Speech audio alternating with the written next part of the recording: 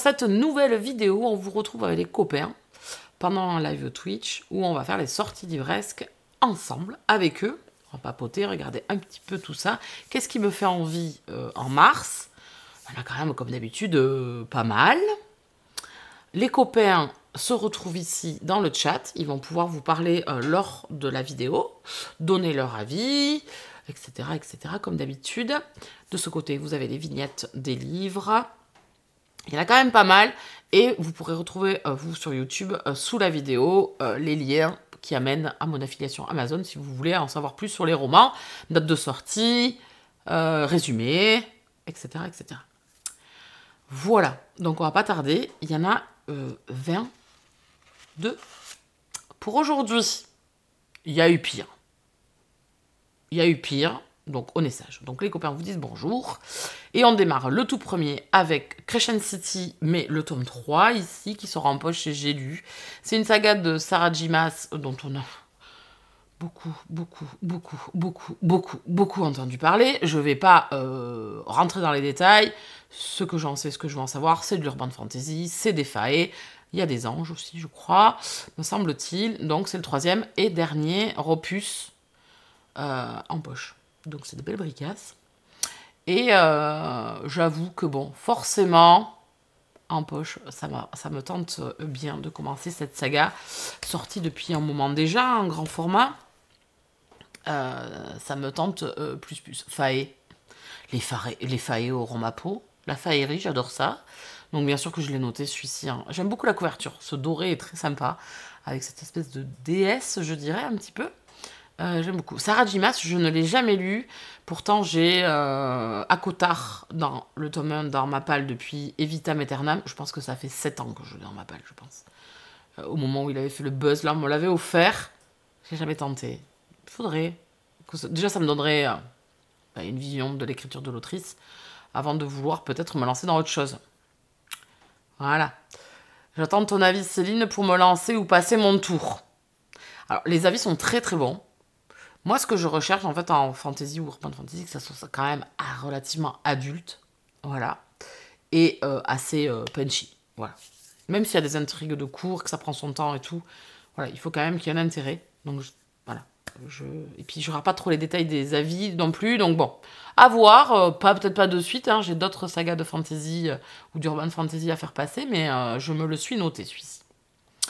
On poursuit. La couverture anglophone, c'était celle-là, qui est sublime, vraiment magnifique. Je l'ai prise parce que je la trouvais très belle, je voulais vous la partager et vous dire que c'était vraiment sublime. Voilà, c'est une nouvelle sortie. Et H, c'est un mariage forcé, un faé, une jeune femme qui doit se sauver, elle est dans une maison close, le roi va venir la chercher et ils vont pactiser ensemble, devoir s'entraider. Et ils vont devoir se fiancer. C'est un accord, ils vont devoir se supporter l'un l'autre. Voilà, le Nectar du Mal, c'est une des prochaines sorties. Elle est très belle celle-là aussi en français, hein. Elle est très jolie avec ce papillon. Mais j'avoue que j'ai vraiment eu un gros crush sur la couverture anglophone qui est vraiment sublime. Elle est magnifique. Ouais, magnifique. Hein. Donc avec une faée. Donc voilà. Faée encore? Oui, pas faée. Écoutez, il y en a quelques-uns hein, d'ailleurs. Là, dans les sorties. On continue avec Embrume. Donc là, on est dans pareil, mariage arrangé, vampire, sorcière. Donc, je vous ai noté le nom du personnage principal. Gustave de la Cendre, vampire de son état. Gustave de la Cendre, cendre, vampire. Ok, d'accord. Il n'y a que moi que ça fait rire. Donc, il va vouloir sauver son royaume, je crois, lui aussi. Enfin, il va vouloir se sauver. Il va vouloir s'allier à une nécromancienne. Sauf que cette personne a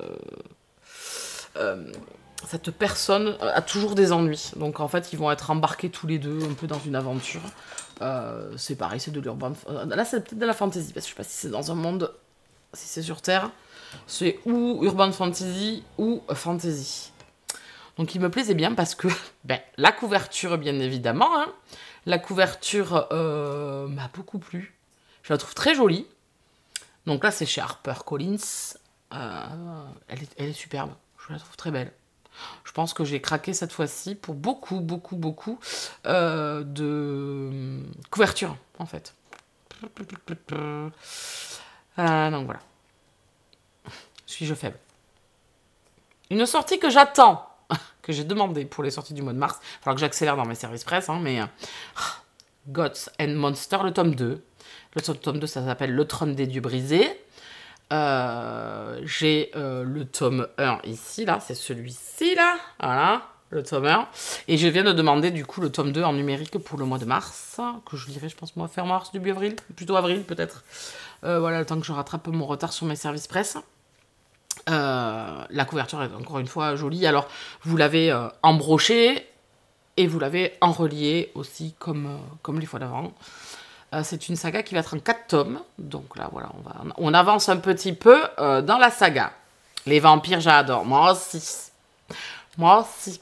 Et puis Gustave de la Cendre, de la Frange, non, de la Cendre. Je trouvais ça très sympa quand même. J'avoue. Je trouvais ça très funky. Donc voilà, Gods and Monsters, j'ai aimé le tome 1, j'ai passé un super moment, on va être ici avec des dieux et des démons. Donc on va avoir une anti-héroïne, puisqu'elle fait partie des démons.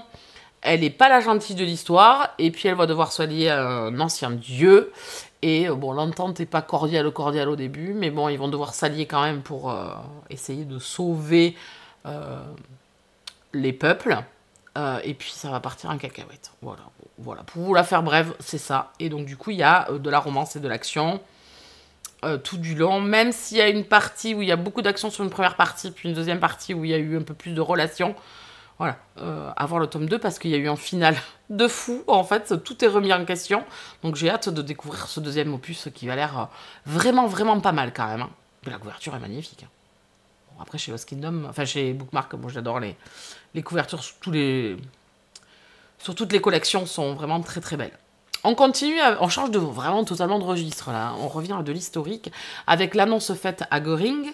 Donc ici, on est avec une jeune femme qui est la descendante la petite fille d'un galériste.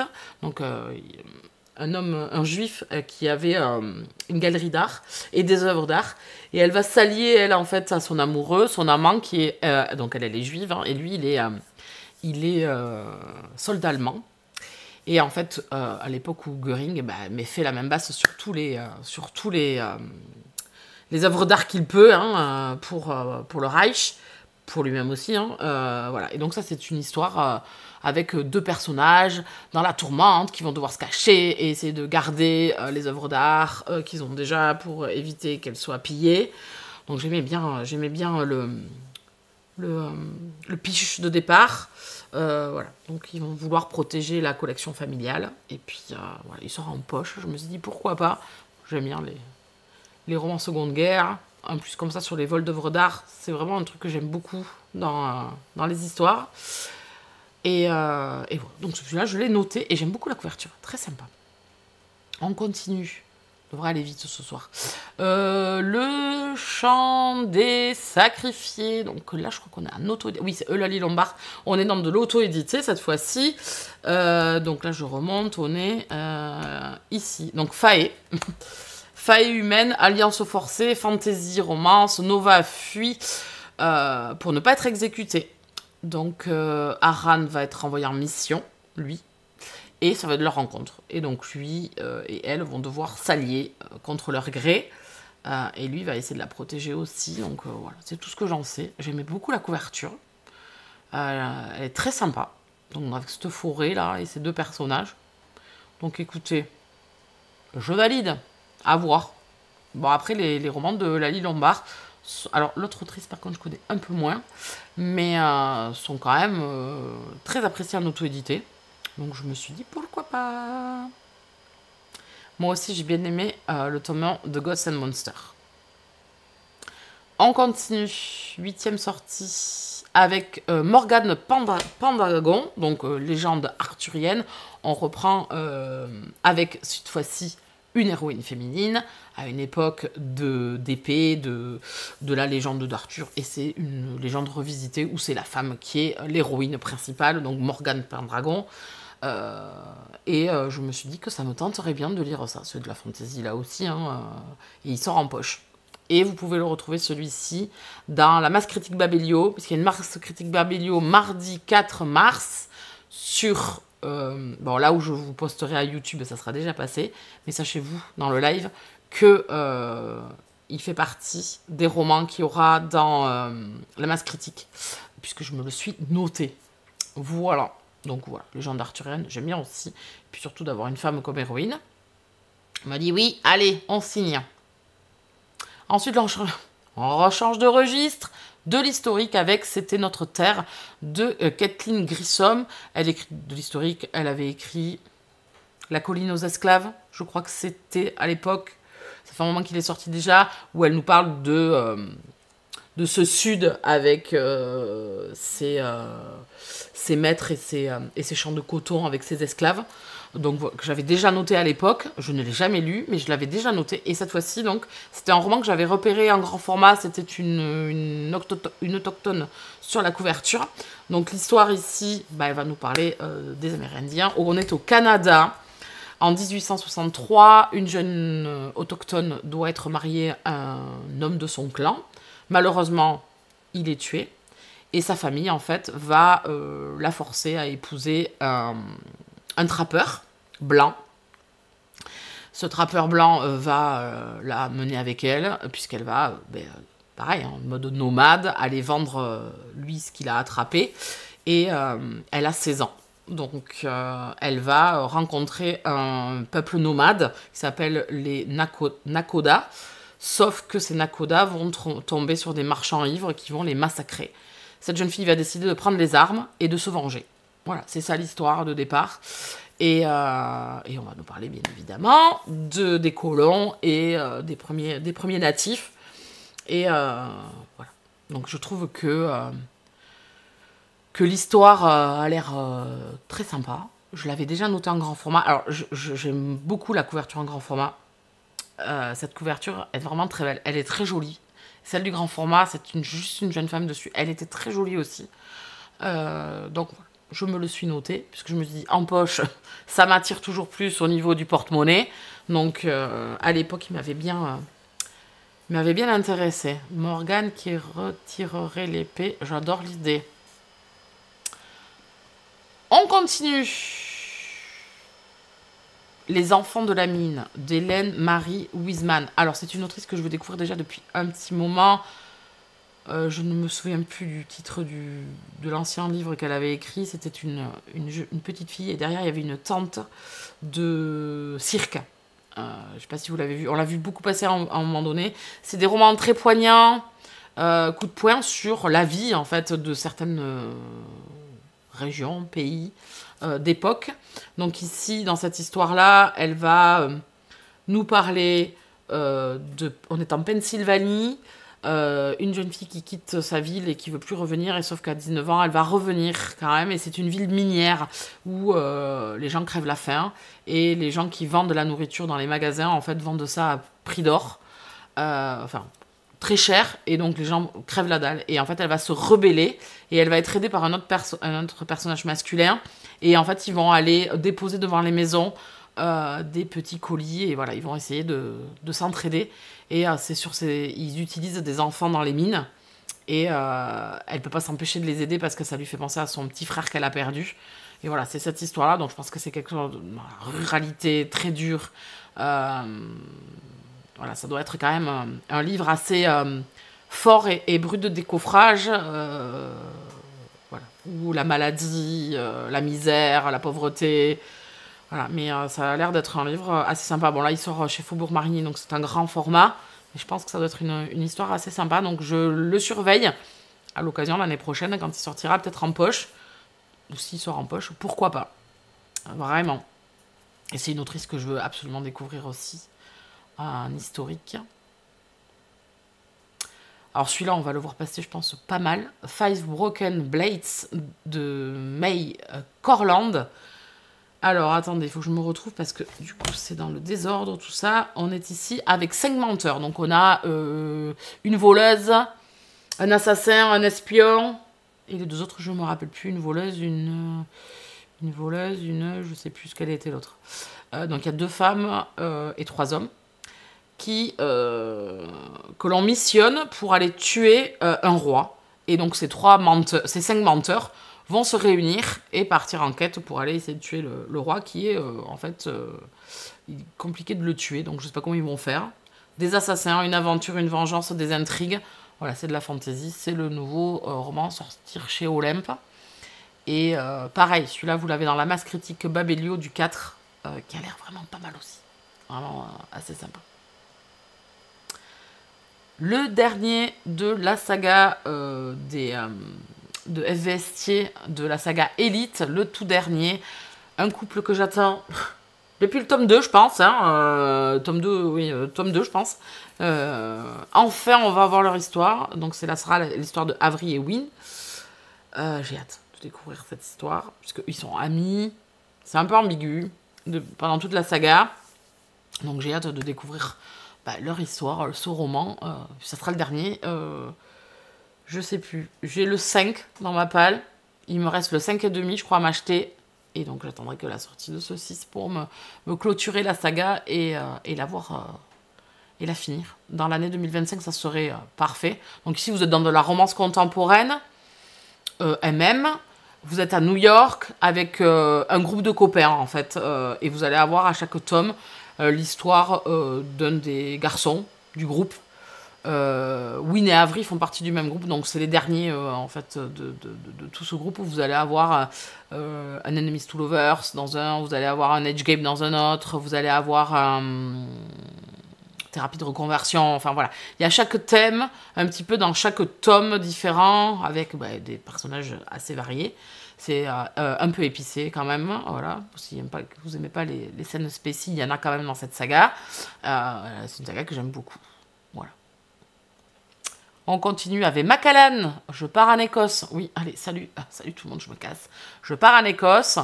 Donc, ici, Vanessa de Gardin. J'ai déjà noté plusieurs romans de cette autrice. Il faudra que je me lance. J'ai Yakuza, déjà, à découvrir. Donc, dans Macallan, on part en Écosse avec un jeune héritier écossais dans un château familial.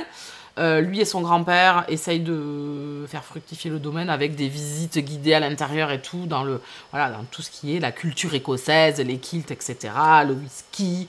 Et ils ont une grande bibliothèque avec de vieux livres.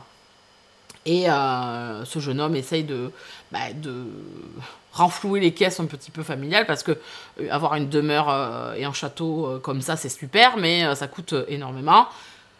Son grand-père va lui foutre dans les pattes une jeune femme qui va venir, qui est en fait religieuse d'art, donc pour restaurer un peu les bouquins dans la bibliothèque. Il va devoir se la supporter, il ne peut pas l'avoir en peinture.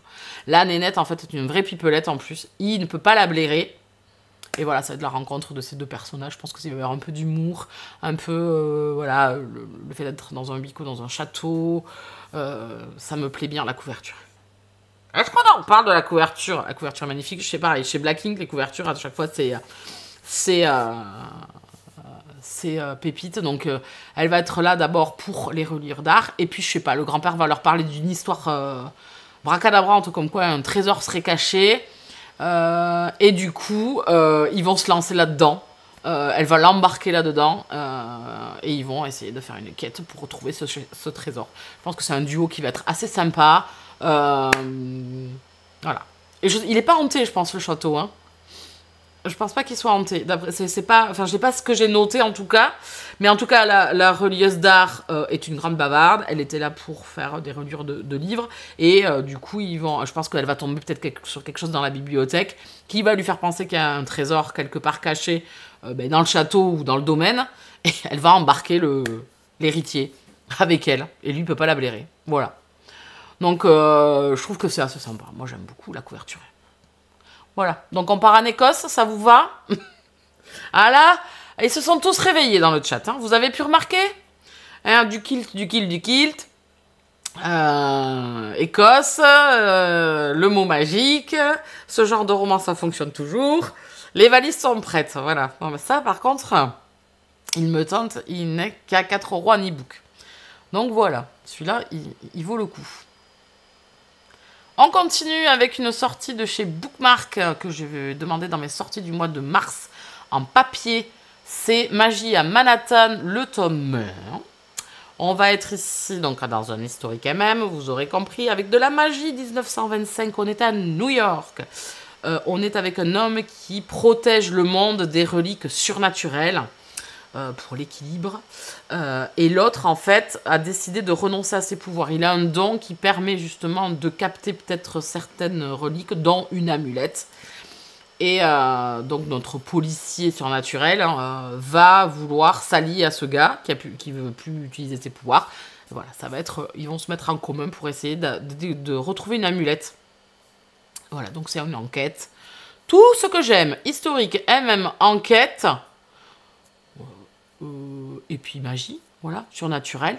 Ça me fait penser à les McPee, ça me fait penser à Simon Fleximal, ça me fait penser à Griffon. Attends, c'était quoi? Oui, Born et Griffon. Voilà, c'est vraiment le type de lecture que moi j'adore en historique, un peu de magie. Voilà, donc là on migre, on n'est pas, d'habitude on est toujours en Angleterre, souvent à Londres ou dans les alentours. Ici on s'en va à New York. Donc du coup je suis très très très intriguée. Donc je l'ai demandé, Alex aussi l'a demandé. Donc ça sera une de nos prochaines lectures. Le dernier tome d'une trilogie, donc Marvelous, que l'on avait vu, on l'avait vu passer ici. C'est Roro, je crois qu'il l'était acheté. Donc la couverture était rose. Ça avait été débat d'ailleurs pour le change Coucou Nigo Total, me semble-t-il, pour savoir si la couverture passait ou je sais pas quoi. Donc là, c'est le dernier. À savoir que le premier, c'est un MM, le deuxième, c'est un FF, et le troisième, c'était un MM.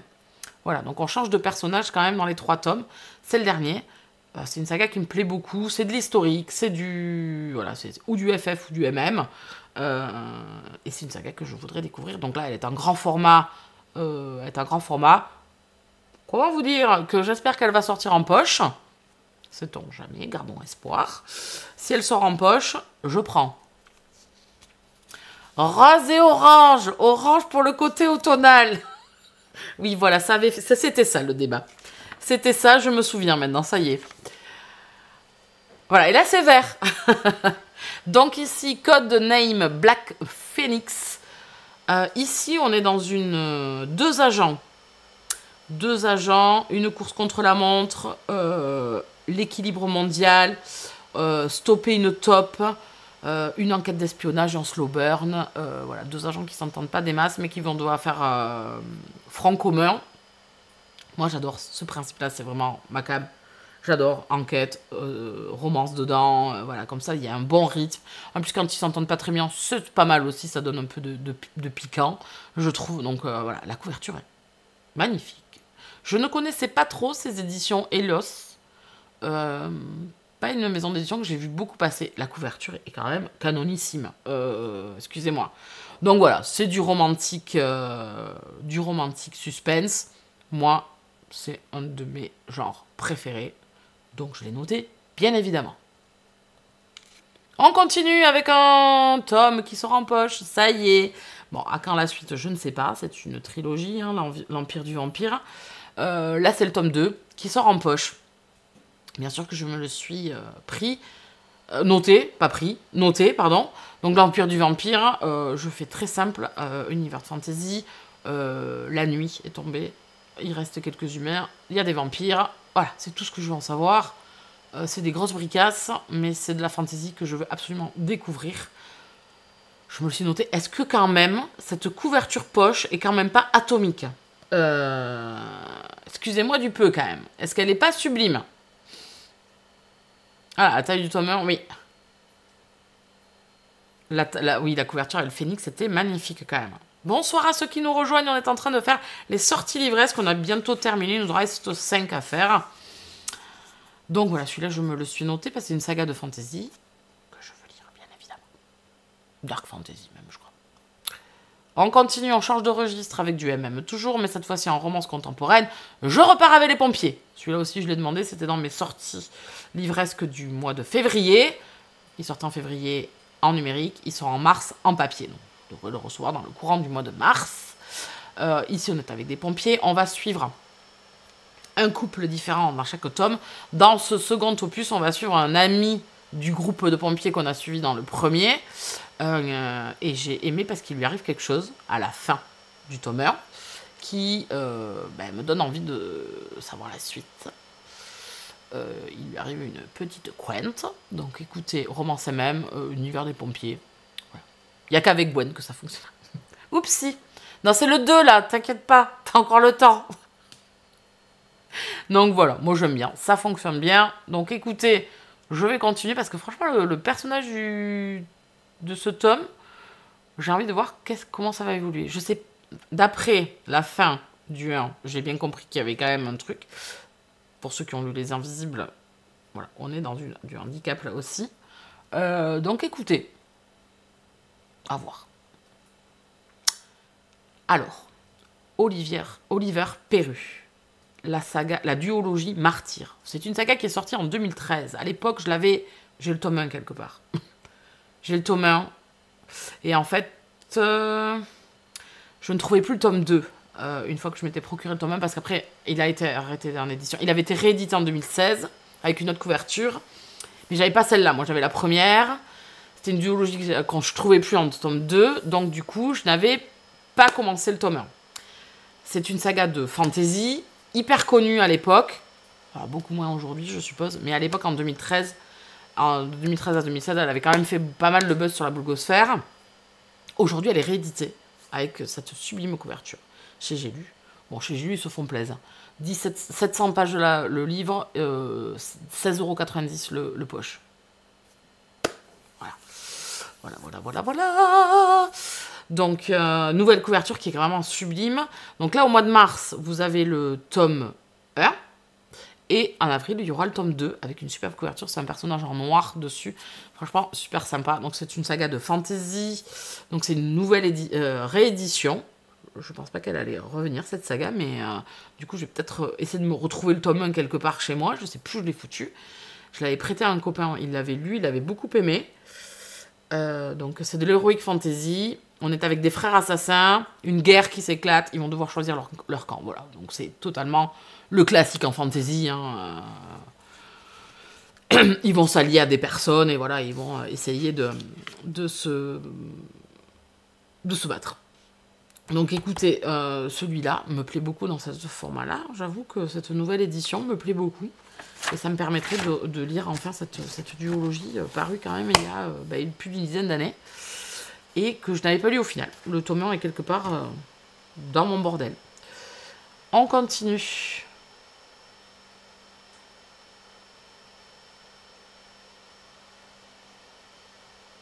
Le prix dans semi-poche comme Bigoudi. Ouais. Ensuite, les enquêtes de Milady. Là, on est dans du Cozy Mystery. Le tome 1 m'avait tenté. Et je me dis que s'il sort en poche plus tard. Les enquêtes de Milady. Je crois que le premier est sorti en poche déjà. Voilà. Donc, on va retrouver Richelieu, Milady. Et elle va être envoyée sur des enquêtes. Voilà. Donc, c'est du Cozy Mystery. Avec l'héroïne principale, Milady de Winter. J'aime beaucoup ce principe-là. C'est un personnage que j'aime beaucoup, Milady de Winter. Donc écoutez, je me le suis noté. Et là, c'est le tome 3. Donc je pense que c'est une saga qui fonctionne bien, hein, déjà au 3e opus. Donc écoutez, pourquoi pas. Los Intocables, qui est déjà sorti en duologie. 2 tomes étaient déjà sortis séparément. Là, l'archipel, enfin New Rules, le sort en intégrale. Donc vous aurez les 2 tomes, plus le bonus. L'autrice a fait un bonus qui n'est ni présent dans le tome 1, ni présent dans le tome 2, qui a été mis sur Wattpad pendant un moment. J'ai lu le début, j'ai pas lu la fin, donc je ne sais pas. Donc il va me falloir ce bonus, il faut que je me le top quelque part. Donc voilà, c'est une saga de... Je sais pas trop là. Mafia, cartel de drogue. Une jeune fille va devoir vivre avec un chef de cartel. On n'est pas du tout dans un syndrome de Stockholm ou quoi que ce soit. On n'est pas dans une romance. C'est un roman vraiment un peu ovni. J'ai adoré. J'ai adoré ce concept de ne pas rentrer dans le truc de la romance du grand méchant et qu'on ne voit que lui. Tout. Il y a des prémices, il y a des choses qui font que... Mais la vie, elle est tout autre. Et vraiment, j'ai adoré. Il me brisait le cœur, hein, parce que moi qui suis une grande romantique, même, bon, voilà. Mais j'ai adoré. J'ai adoré Eduardo, j'ai adoré Mira. Enfin, voilà, c'est un roman, une duologie que j'ai beaucoup aimé. Donc voilà, vous l'avez en intégrale. Elle est magnifique en noir comme ça, là. Elle est vraiment sublime. Hein. J'avais bien aimé le tome 1 le tome 2 des pompiers. L'aspect lié aux conséquences de ce qui est arrivé au héros, voilà, au héros à la fin. Ben voilà, c'est ça qui m'intéresse, Zaza. Exactement. J'ai reconnu le petit chaperon rouge. C'est Milady. On continue avec le dernier. Un nouveau Laure Manel. Ça fait longtemps que j'ai pas lu Laure Manel. C'est une autrice que j'aime beaucoup. J'ai lu beaucoup de ses romans quand j'étais partenaire avec les éditions Michel Lafon. C'était l'avantage aussi, hein, vraiment. Il faut que je me procure ses autres romans en poche. Alors j'ai lu La délicatesse du homard. J'avais lu La mélancolie du kangourou, Le sourire des fées, la nougat... C'était quoi, la nougatine Après, il y en avait un autre. J'en ai lu 5 ou 6 de l'autrice. La fois où ils partent en vacances aussi, je sais plus le titre. Donc, Nos étoiles filantes. Dans celui-ci, elle va... un événement tragique va arriver à une jeune femme. Elle va perdre son fiancé et ses meilleurs amis dans un accident. Mais elle survit. Et bien, il faut se reconstruire. Il faut penser ses plaies. Il faut faire le deuil des gens qu'on a perdus. Et se reconstruire. Et pour ça, elle va partir vivre au Canada parce que c'était un rêve. Voilà, il y a un lien avec son passé. Et donc, du coup, elle va repartir de zéro. Voilà, c'est repartir de zéro. La couverture est magnifique, un petit peu avec ces forêts. Voilà, donc on va se retrouver au Canada dans cette nouvelle aventure des Laure Manel. C'est toujours des histoires de femmes. J'aime beaucoup sa plume, j'aime beaucoup ses contemporains. C'est vraiment super sympa. On revient au début de notre diaporama. Voici pour les sorties du mois de mars qui me tentent. Comme vous avez vu, il y a un peu de tout. J'ai mis vraiment un peu de tout. Il y a du contemporain, il y a de l'historique, il y a de la fantasy comme d'habitude, de l'urban fantasy comme d'hab. Il y a de la romance contemporaine, MF et MM. Il y a de l'historique avec... des premiers natifs, enfin voilà, il y a vraiment un choix multiple et varié. Il y en a un peu pour tout le monde. Mais moi, je veux tout, en fait. Voilà, je ne peux pas faire de choix. Tout me donne envie. En tout cas, nous, on va vous laisser là. Merci beaucoup pour cette vidéo. Si vous l'avez regardée jusqu'au bout, n'hésitez pas à la partager, à mettre un pouce sur la vidéo, à vous abonner si vous êtes arrivé jusqu'au bout et que ce n'est pas encore fait, c'est jamais, à nous retrouver sur les Twitch, tous ensemble pour partager nos petits moments ensemble. On vous laisse ici, on vous souhaite une bonne soirée. Je vous dis à bientôt pour une nouvelle vidéo. Bisous câlins!